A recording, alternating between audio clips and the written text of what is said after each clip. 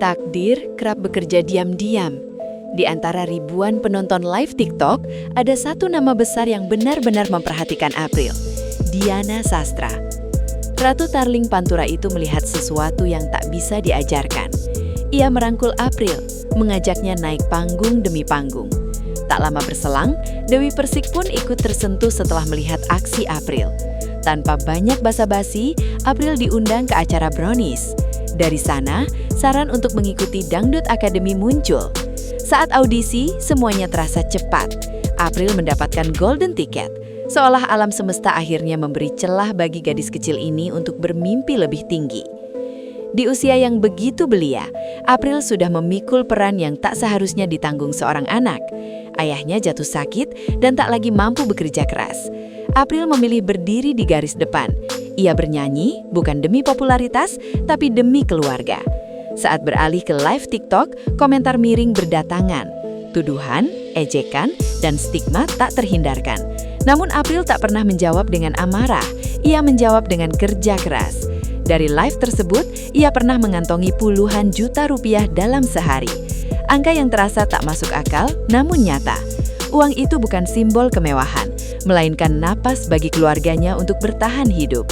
Di atas panggung Dangdut Academy, April tampil seperti bukan anak SMP. Teknik vokalnya rapi, emosinya terkontrol. Ia tahu kapan harus menekan dan kapan harus melepas. Setiap nada terdengar penuh perasaan, namun tidak berlebihan. Ekspresi panggungnya sederhana, tapi mengena. Para juri berulang kali menegaskan satu hal, April punya karakter yang tidak bisa dibuat-buat. Mentalnya pun luar biasa. Tekanan besar tak membuatnya runtuh, justru sebaliknya, ia semakin tenang. Banyak yang percaya potensi April baru saja dimulai. Virtual gift menjadi pisau bermata dua. Di satu sisi, sistem ini memberi ruang ekonomi bagi peserta. Di sisi lain, ia menciptakan ketimpangan yang sulit diabaikan. April adalah contoh nyata. Kualitasnya diakui, popularitasnya tinggi. Namun, perolehan virtual gift menempatkannya di posisi terendah. Banyak yang mempertanyakan keadilan. Apakah suara dan kerja keras masih dihitung?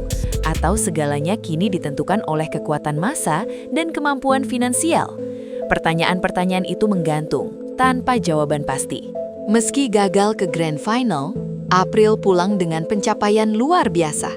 Uang tunai ratusan juta, beasiswa pendidikan, apartemen siap huni, kontrak artis, dan yang paling mengejutkan, lagu kemenangan.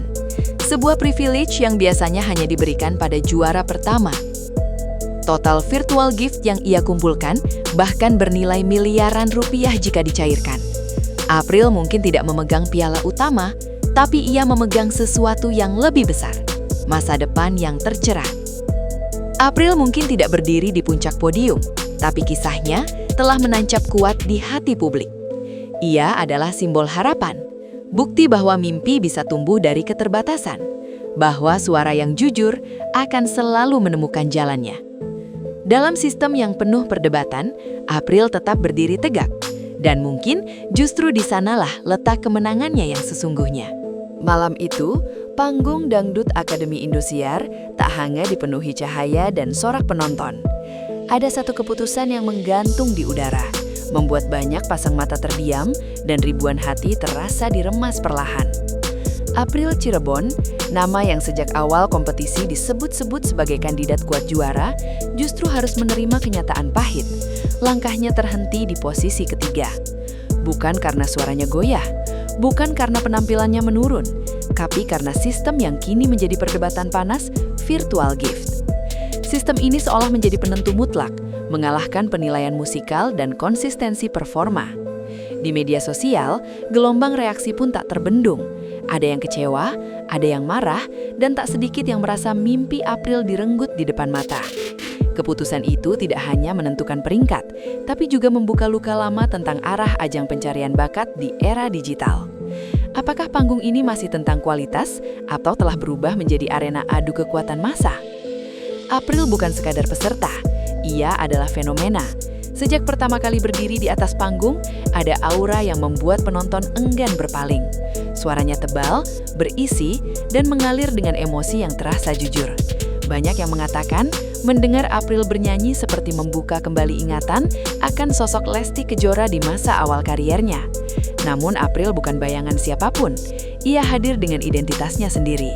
Setiap lagu yang ia bawakan kerap berakhir viral, memenuhi lini masa, dan menjadi bahan perbincangan lintas generasi. Ada sesuatu yang sulit dijelaskan, namun mudah dirasakan. Mungkin karena suaranya, mungkin karena tatapan matanya, atau mungkin karena publik menangkap kesedihan yang ia simpan rapi di balik senyum panggungnya. April dicintai bukan karena dikemas sempurna, melainkan karena ia terasa nyata. Di balik sorotan lampu dan gemerlap panggung, April adalah gadis kecil dari desa Kalibuntu, Pabedilan, Cirebon. Nama lengkapnya Afriani Mida Saleha. Ia lahir pada 10 April 2011 dan hingga kini masih berstatus sebagai pelajar SMP. Usianya baru 14 tahun, terlalu muda untuk memikul beban berat, namun hidup seolah tak memberinya pilihan. Ia tumbuh dalam keluarga sederhana, sebagai anak kedua dari 4 bersaudara. Ayahnya asli Cirebon, ibunya berasal dari Madura. Tidak ada warisan seni, tidak ada privilege. Yang ada hanyalah keterbatasan dan tekad untuk bertahan. Di usia ketika anak-anak lain masih sibuk bermain, April justru sudah belajar memahami arti tanggung jawab.